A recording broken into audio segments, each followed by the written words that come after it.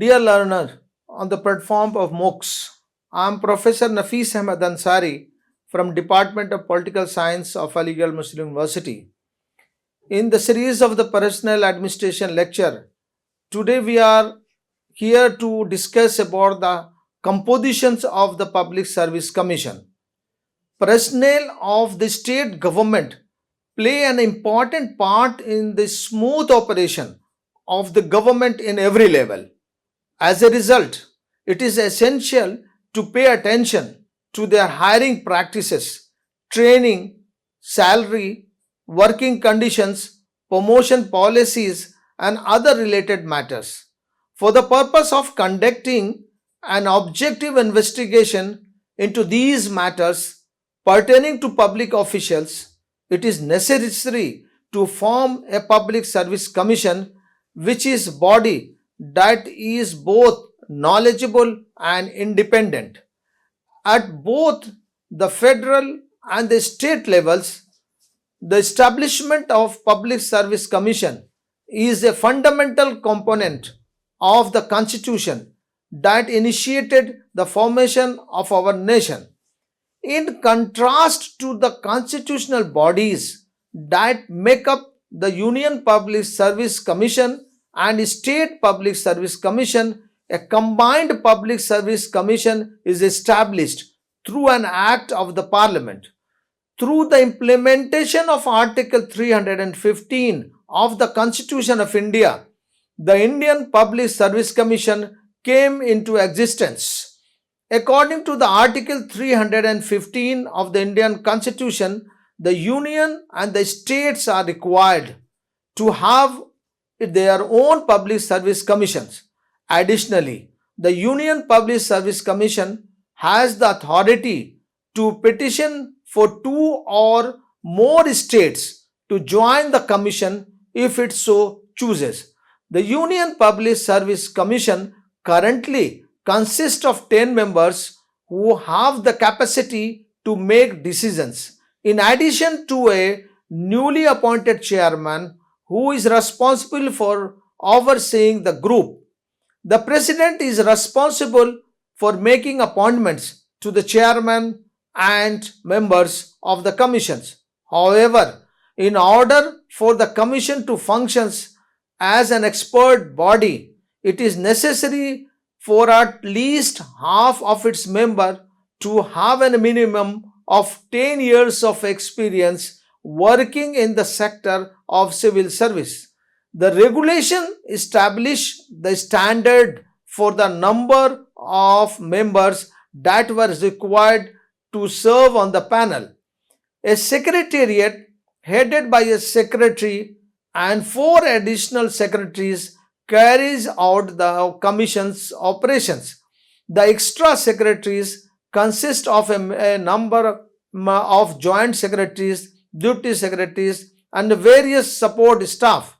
There are plethora of administrative divisions inside the secretariat, and each one is responsible for the following tasks that we are going to discuss now. The secretary, for example, the first position is the secretary is responsible for managing the secretariat and the private lives of the chairman and members of other staff members of the constitutions. So we see that the staff, there is a life which is being there in the form of a private life, whether it is the chairman or the members or any other staff, that has to be managed by the secretary. It is the primary responsibility of the Union Public Service Commission and each state's Public Service Commission to provide advice to the president and governors in some of the issues which we discuss now. The first is regarding all the matters concerning the selection of public officials by the government. Second is evaluation of all civil servants' performance in order to make appointments, promotions, transfers are based on efficiency and quality. Third, we find it is regarding punctuality and discipline in the public sector staff. Grievances regarding the rights and benefits of injured civil service workers and other employees. Next, we can find it advises how the Indian government plans to handle payments made to civil servants and any expenses incurred as a result of their work. Concerning the government's ability to make decisions quickly and enforce discipline in its operations, as well as the process for compensating government's employees who have suffered problems or financial loss due to the government inefficiency. It can also handle matters pertaining to the interests of federal and the state government employees, including disciplinary measures against rule breakers and the other matters that come up. As far as the tenure is concerned, the Union Public Service Commission members are required to serve for a period of 6 years, beginning on the day they commence their duties or until they reach the age of 65, whichever occurs first. They are no longer eligible for reappointment or further employment with the federal state governments of India or any states in India once their term of service was finally come to an end. Nevertheless, members who are not chairman of the Union Public Service Commission has the ability to be appointed to those posts which they cannot be assigned to any other positions. When we talk about the salary and condition of the services, the president has the authority to set rules regarding the commission's staffing levels and working conditions, as well as the salaries and allowances of its members. However, once appointed, a member of the commission cannot have their working conditions changed in the way that disadvantages them. The commission's chairman and members receive considerable salary that are competitive with the similar positions. All the commission's expenses, including salaries and allowances, are paid out of the Consolidated Fund of India. In the event that a member of the Union Public Service Commission is removed from their position to misconduct, the president must first issue a precedent order. The constitution lays out a process for proving this. So the president refers the matter to the Supreme Court, which then follows the procedure outlined in the Article 145 of the Constitution, conducts an inquiry and reports back to the president. In the meantime, the president has the power to suspend the member in question. There are certain grounds that is been identified for the removal. The grounds first, if he is adjusted as insolvent. Next, if he engages during his term of office in any paid employment outside the duties office. If he is the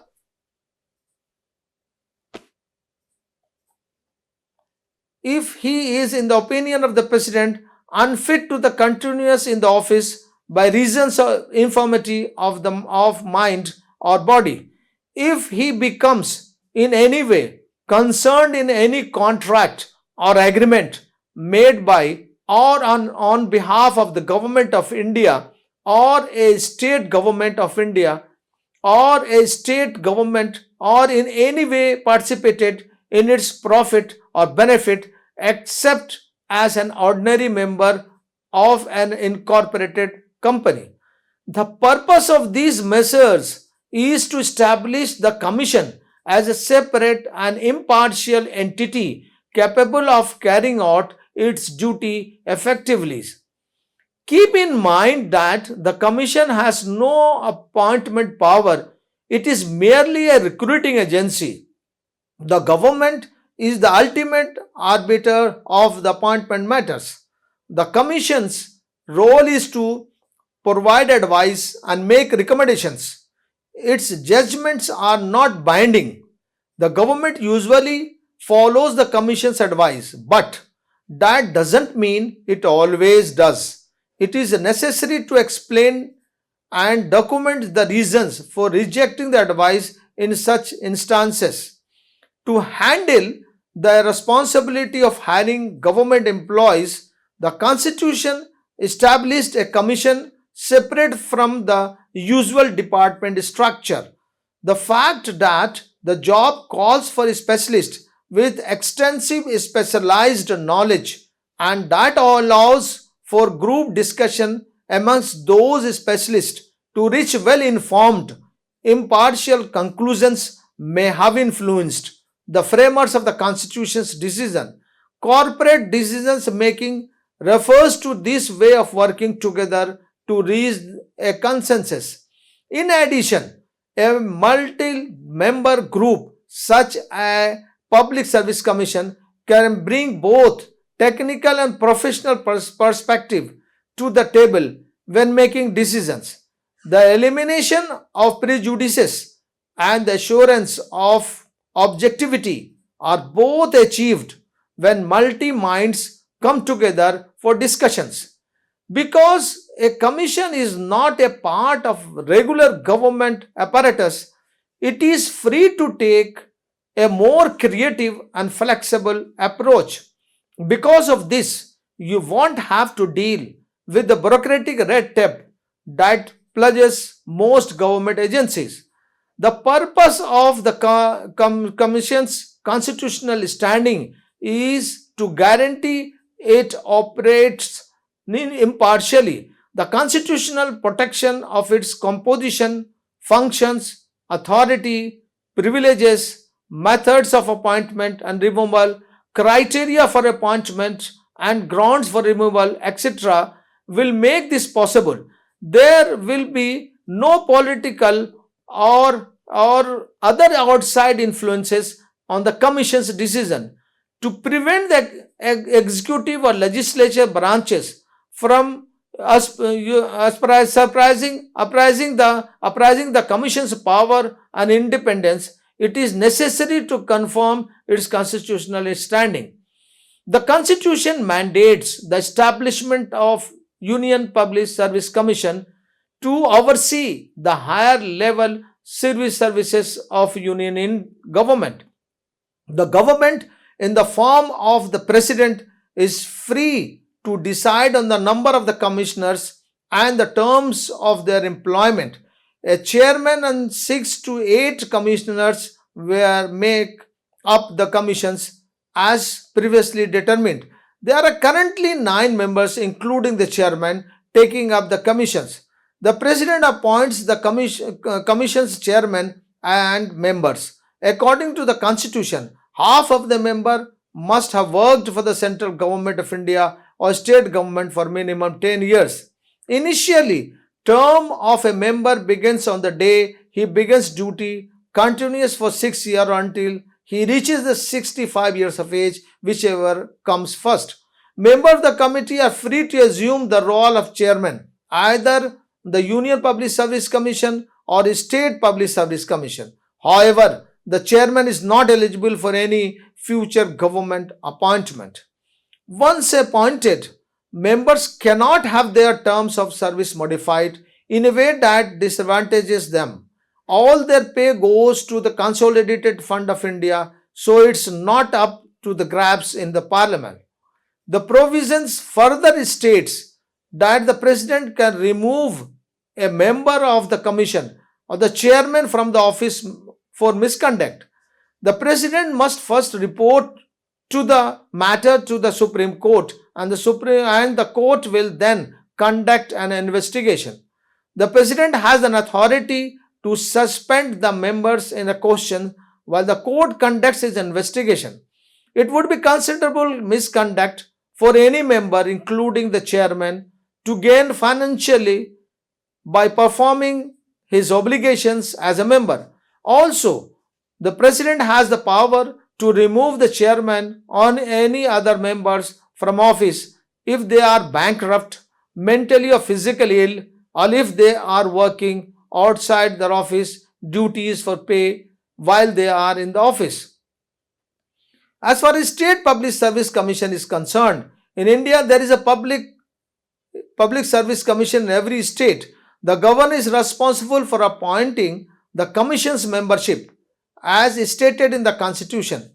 People have 10 years or more of experience working for the federal or state government make up at least half of the commissions. The governor appoints members of the 6 years terms or until the age of 62. The governor may nominate members, but only the president has the power to remove them. The constitution states that the governor cannot change the members' conditions of service in a way of disadvantages them. A number of protections meant to guarantee the impartiality of the commissions are inherent in the above. Upon the retirement or other disqualification, a member of a state public service commission is eligible for appointment to the position of chairman member of both for Union Public Service Commission and any other state service commission. A state public service commission similar to the Union Public Service Commission reports annually to the governor. Before presenting the findings to the state legislature, the governor reviews the report and any instances where the administration was disregarded, the commission recommends the government is required to document the reasons for rejecting or not accepting the suggestions in such circumstances. When it comes to the Public Service Commission provided by the individual states, the State Public Service Commission is essentially the same as the federal government's Public Service Commission. Then there is a Joint Public Service Commission. There might be a single Public Service Commission for multiple states if they reach an agreement. That is, if the House of Representatives or the legislature of each state possess a resolution to that effect. Parliament has the authority to establish a joint state public service commission to meet the requirements of individual states through legislature means. In addition to selecting members of this joint panel, the president appoints their chairman. When we try to sum up all these commissions, the Union Public Service Commission or the State Public Service Commission or the Joint Public Service Commissions, their compositions, we say that so the emoluments of the chairmen or the members of the Public Service Commission should appropriately place at par with those of Chief Justice and judges or All India or the Supreme Court respectively. And such parity should be maintained in assigning positions in the warrant of President, also in making appointment to the Commission. The chairman of the Commission should be consulted even with regard to the appointment of his own successor. On the whole, the recommendations of the Commissions are accepted and acted upon by the government. The Commission in their years of the functioning as has stability, realized the constitutional goals of equality and opportunity and non-discrimination among all citizens of India for public employment. The Commission have also shown a good measures. Their firmness to stand up to executive pressure and to stick their stand and advise without fear or favor, assuring and safeguarding the meritocracy of India's civil services is the responsibility of the Public Service Commission. To make this commission more effective, though certain changes and upgrades might be needed. Possible change include the following: the commission roles in the providing advices and matters of the personnel, university and research institutions participation in Union Public Service Commission and State Public Service Commission's activities also to be taken into consideration. Thank you.